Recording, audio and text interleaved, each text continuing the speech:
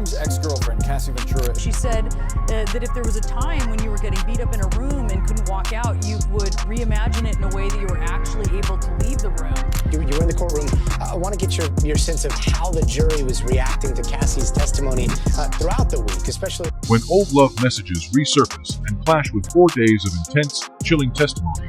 The courtroom atmosphere becomes electric with tension. Cassie's shocking allegations, describing wild sex parties and a brutal assault, have seized the spotlight, leaving everyone in stunned silence.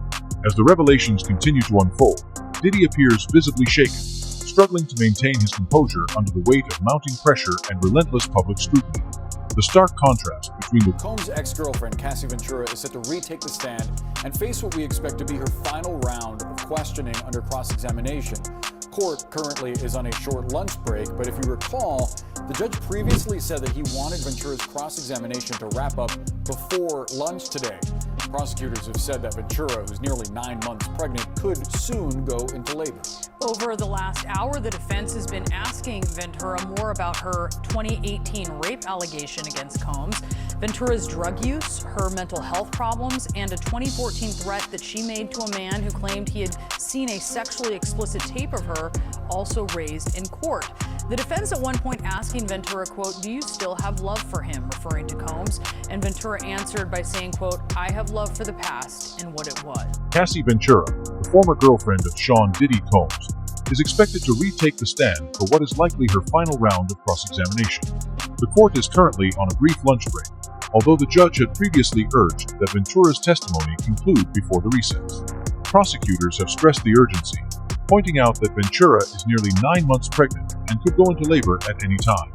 Over the past hour, the defense is concentrated on Ventura's 2018 rape allegation against Combs, probing into her past drug use, mental health challenges, and a 2014 incident where she allegedly threatened a man who claimed to have seen a sexually explicit tape of her. At one point, the defense asked, "Do you still have love for him?" Ventura, maintaining her composure, replied, "I have love for the past and what it was." Right when they say that Cassie Ventura is the most critical witness to this case. The defense is doing its job because what they're trying to do is bring out that she's not a perfect person. That they're saying she might have wanted to engage in these freak-offs on more than one occasion, that she was willingly staying in this relationship with Sean Combs, even though she knew that it was an abusive one. They're bringing out things that she said to other people that are less than flattering. All that being said, the government doesn't need to have a perfect victim.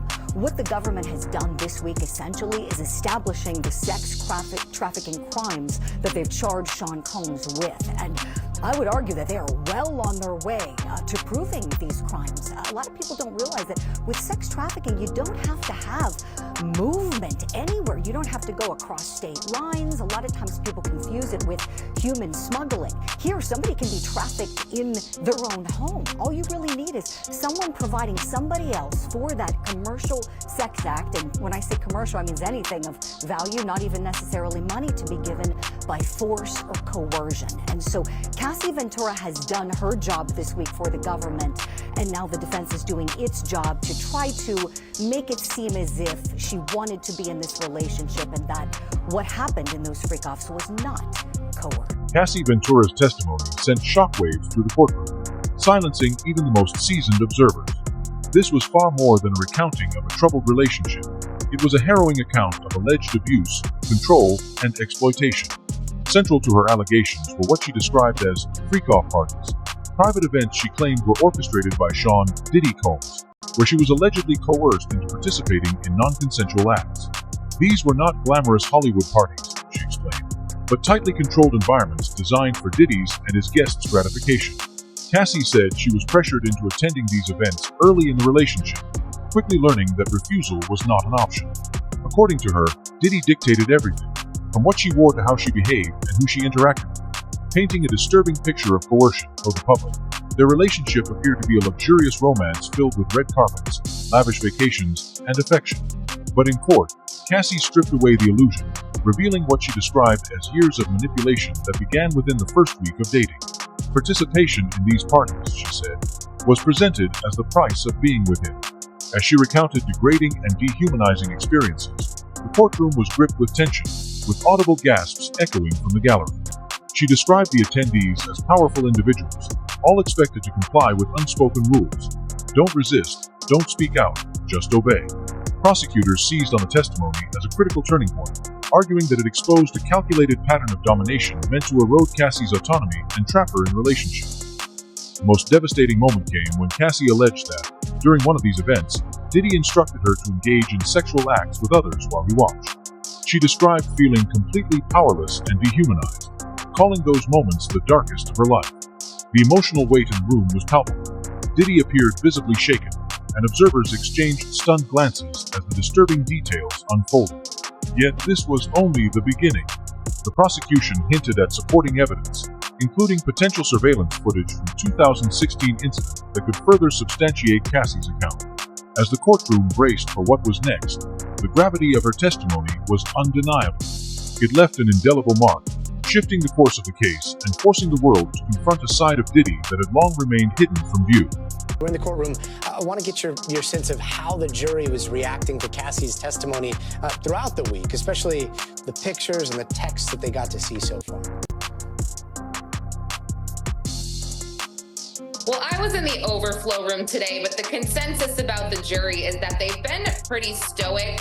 There was one juror who seemed to have a bit of a reaction when they were shown sealed photos. I believe it was about 2 days ago. These were freeze frames of Cassie and Sean Combs and an escort in an alleged freak-off still shots.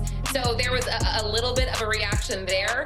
But again, overall, the consensus also in the overflow room is just that people are shocked at a lot of this testimony, a lot of the evidence that's coming in. And it's tough. We are seeing, I guess, just like this side of Cassie that, unfortunately she's had to disclose to all of us to help get a conviction for Sean Combs. And you really feel for her because she's remained so composed throughout, her cross-examination, her the redirects, and she's 8.5 months pregnant, and we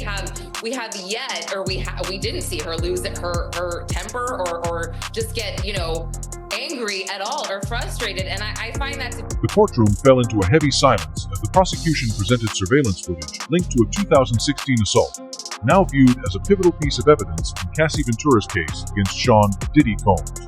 Up until that moment, the trial had largely relied on Cassie's testimony and detailed allegations, but the introduction of visual evidence brought a new, undeniable gravity to the proceedings.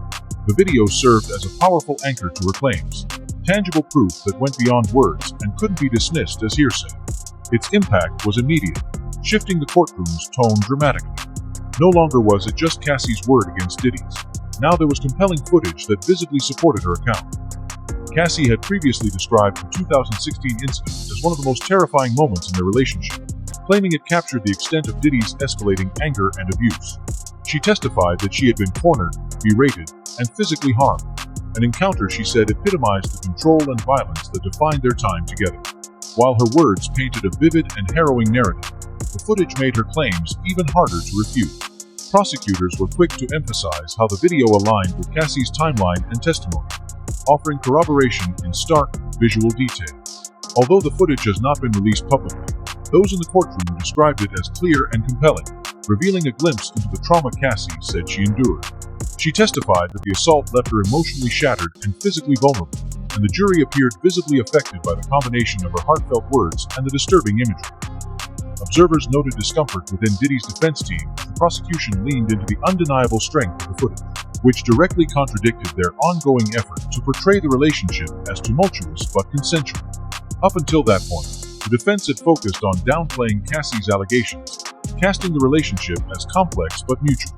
However, the footage told a different story, one of fear, aggression, and coercive control.